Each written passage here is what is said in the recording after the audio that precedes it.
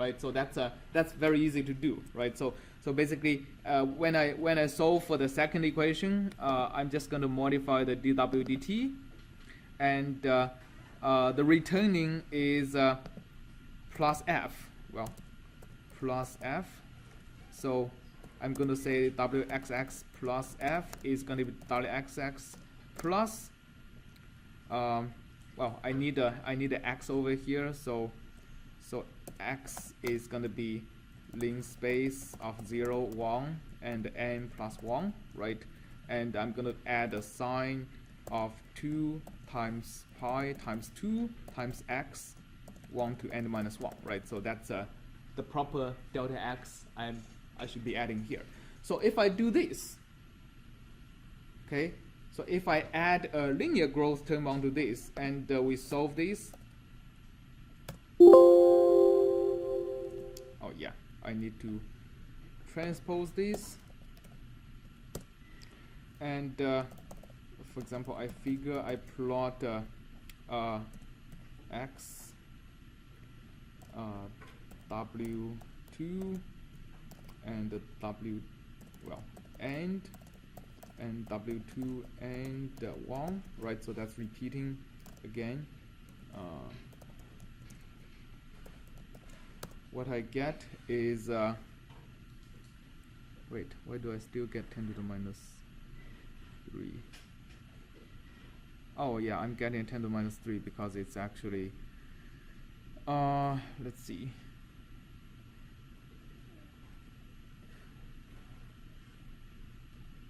Okay, so let's do this. So what I want to express is that let's actually add a constant term on top of this, add a 1 on top of this, right? So what I want to express is that the relative error is not the entire thing. If I then plot it, I would have a solution that is actually pretty away from 1, right? I have a solution that is also linearly increasing on top of this.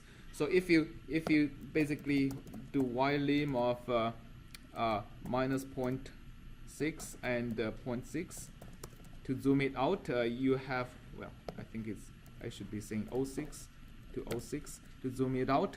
You have a solution whose magnitude is actually not that small.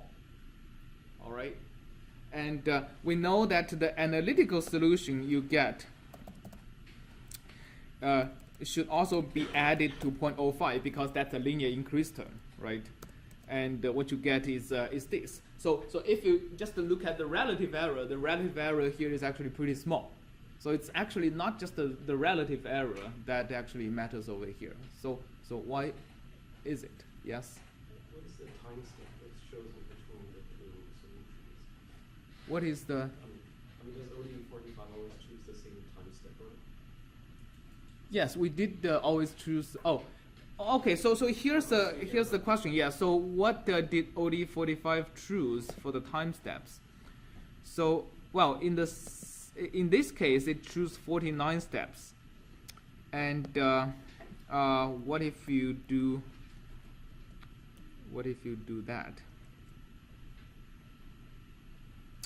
Exactly, also 49 steps, actually. Yeah. Yes? Because the AK is an exponential and the K, so even though you're multiplying the K out front, an exponential decays faster than the polynomial grows. The exponential is faster than the polynomial growth. Because you're increasing the K, you're increasing a function out. You're multiplying by something out front, so it's speed of the fourth.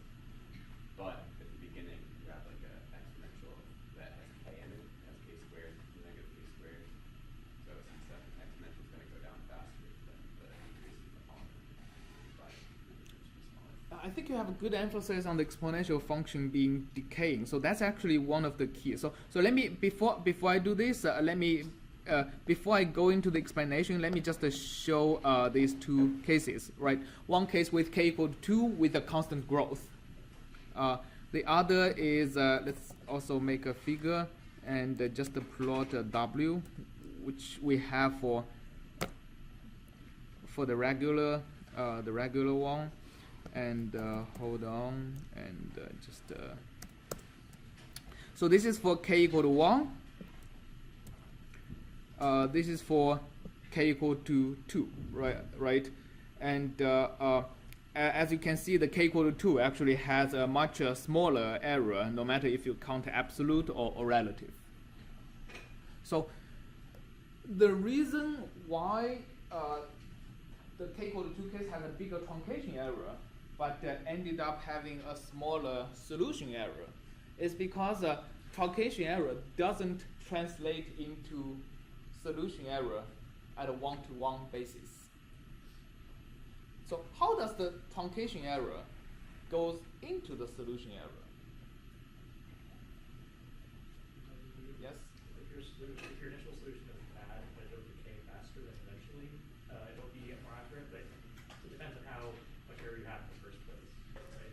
Yes, so first of all, it depends on how much error you have in the first place.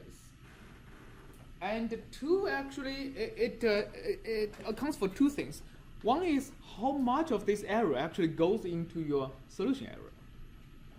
And two is how does the resulting solution error stay there, or they go away? Does it accumulate, or does it actually does it grow or decay or just accumulate?